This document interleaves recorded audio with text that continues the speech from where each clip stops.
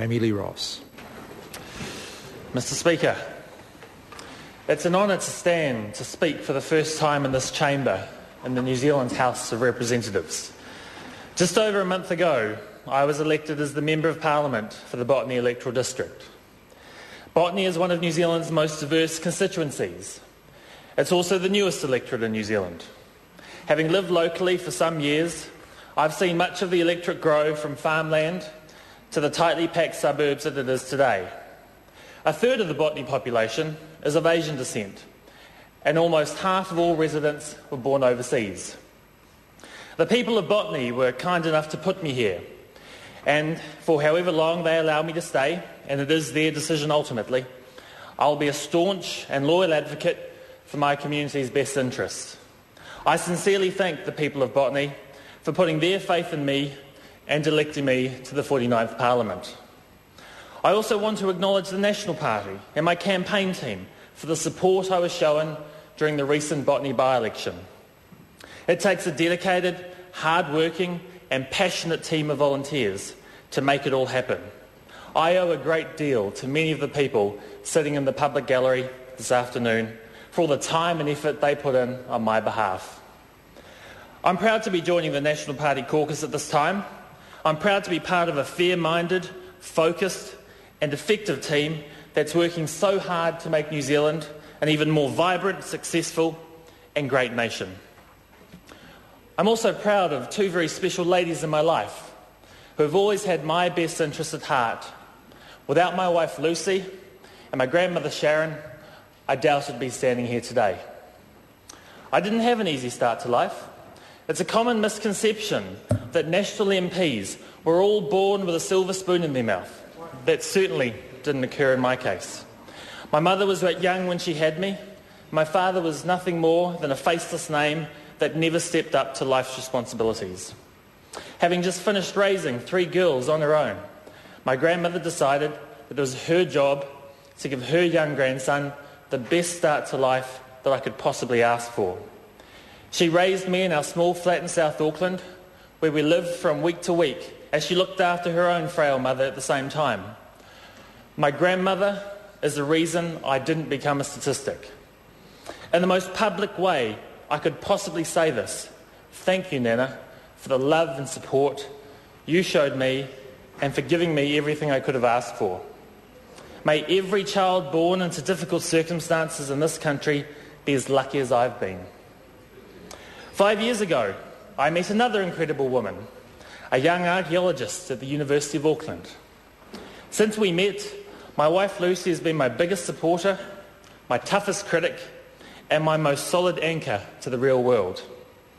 I've been told that Parliament can be harder on spouses than it is on MPs. While this place will become a big part of my life, I will always remember that I was a husband first, long before I stepped foot in this chamber. I want to recognise the fact that I'm also the product of an amazing school and one of New Zealand's largest charities, Dilworth School. For those that don't know, Dilworth School was founded in 1906 under the terms of the will of an Irish-born farmer and businessman, James Dilworth. Dilworth and his wife Isabella had no children of their own, but they wanted to ensure that their wealth and life's work was put to good use.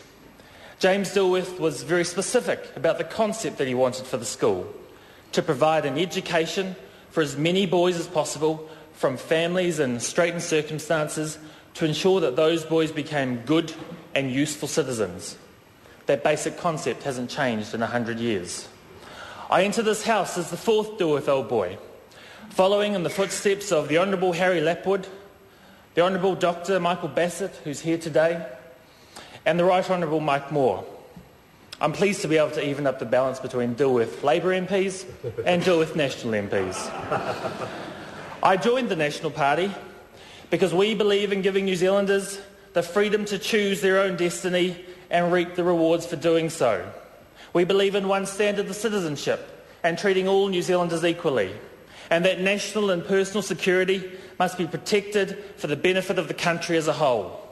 The National Party seeks a safe, prosperous and successful New Zealand, a New Zealand that allows all Kiwis to reach their hopes and dreams, and long may it continue. I can promise the Prime Minister and my new caucus colleagues that for as long as I'm a national member of this Parliament, I'll be an ardent advocate for the party and agreed policies. But I do understand that during one's maiden speech, it is an appropriate time to outline for the House one's own personal beliefs and political views. I now wish to do just that. Mr. Speaker, I'm a staunch believer in limited government.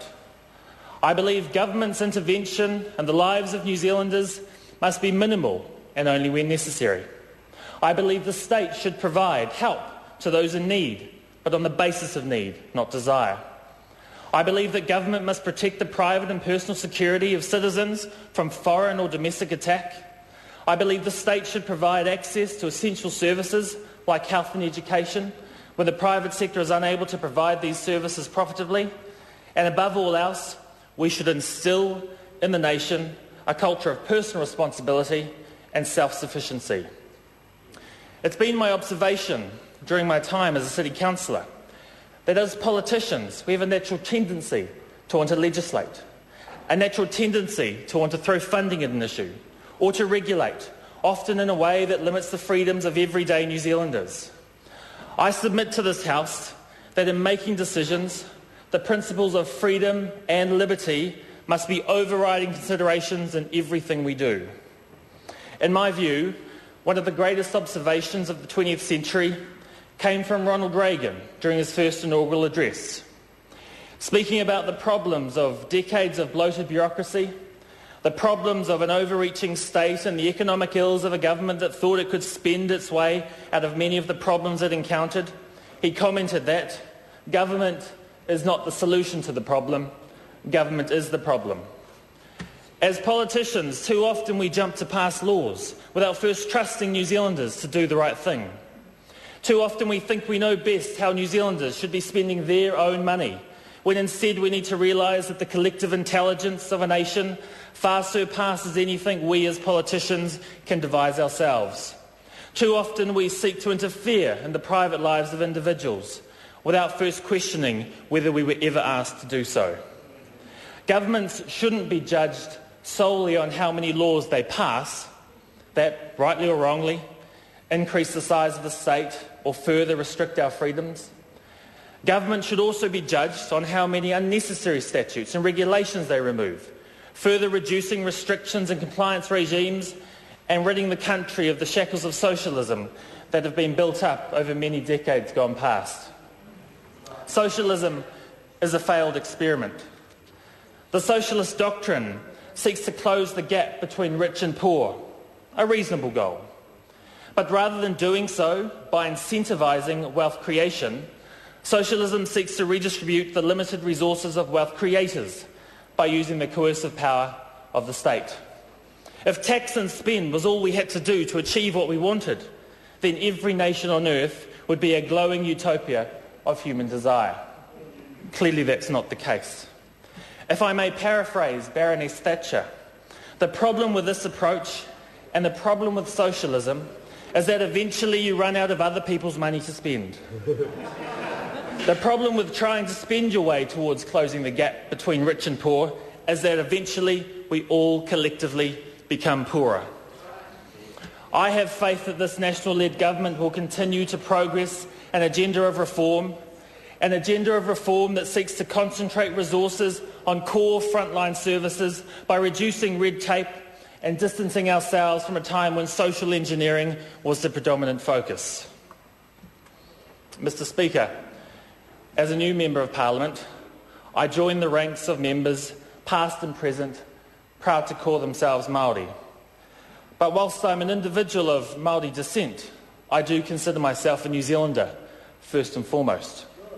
I have Ngāti Porou blood running through my veins, but I can assure the House that I'm a New Zealander who believes strongly in one standard of citizenship. Te Tiriti o Waitangi is an exceptionally important document in New Zealand. It has a very simple and succinct text, but one that must be read in its entirety. We often hear of the principles of kāwanatanga, as expressed in Article 1, and of tino rangatiratanga in Article 2. Sadly, the often forgotten part of the treaty is Article 3. The Kāwharu translation of the Māori version of Article 3 reads, "For this agreed arrangement, therefore concerning the government of the Queen of England will protect all of the ordinary people of New Zealand and will give them the same rights and duties of citizenship as the people of England." I'm not convinced that we've yet reached the point in New Zealand where we calmly and honestly talk about the relationship between Māori and non-Māori in the context of Article 3. My strong belief in one standard of citizenship means that I believe in fair, full and final settlement of treaty grievances, with a strong emphasis on the word final. Believing in one standard of citizenship means that I will treat every single one of my constituents equally, regardless of the colour of their skin. It also means that I don't subscribe to the view that I, or any New Zealander of Māori descent, requires special seats to be elected to Parliament, to councils, or to any other body in this country. It's my hope that the people of New Zealand will be given the opportunity in the near future to examine the role of Māori seats in Parliament by way of referendum. I am a New Zealander of Māori descent, and proudly so, but I hope to challenge the status quo in my time here. I will be criticised along the way, but there's absolutely nothing wrong with saying that all New Zealanders should be treated equally. He iwi tahi tātou, we are all one people. Mr Speaker, I've been impressed so far with this government's strong emphasis on law and order issues. It's a fundamental responsibility of government to keep everyday Kiwis safe. New Zealanders have had a perception for a long period of time that as a nation we are too soft on crime. We shouldn't be. In 2008, 15,000 members of the Asian community marched through the streets of Botany protesting against violent crime. Good on them for taking that stand. New Zealanders expect the state to keep them safe and secure.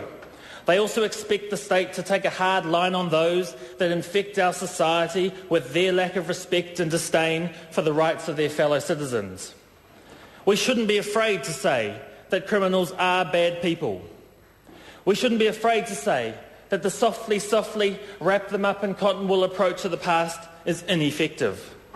And we shouldn't be afraid to say that inmates deserve to have it tough in prison, so tough that they never want to put a foot wrong again, but also with an emphasis on rehabilitation to help break the vicious cycle of crime and reoffending.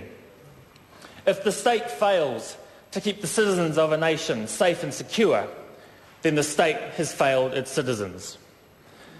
Mr Speaker, I enter this House with a strong set of beliefs and ideals. I'm a centre-right, fiscal conservative, someone who believes in individual freedom, equality and the maintenance of law and order. Undoubtedly, some of these ideals will be moulded and tempered over time to align with what's achievable. But whilst politics may be the art of the possible, politics without principle is nothing more than a naked power grab. I want my constituents to have the right to exercise their free will to make the most of the time that they have on this earth. I want our nation to be proud. I want our nation to be prosperous. I want every child born in New Zealand to be able to access quality schools and universities. I want every adult to seek to be a productive member of society, where they don't have to rely on the state to prop them up. I want our nation to be a centre of brilliance, where achievement is rewarded and innovation and excellence can thrive, where we value and protect our personal freedoms, and where we celebrate every day all that is great about our New Zealand. Mr Speaker, I'm honoured to have been elected to the 49th Parliament. I come here to be what James Dilworth called a good and useful citizen. I'm honoured to have been elected to serve the people of Botany as their Member of Parliament, and serve I shall.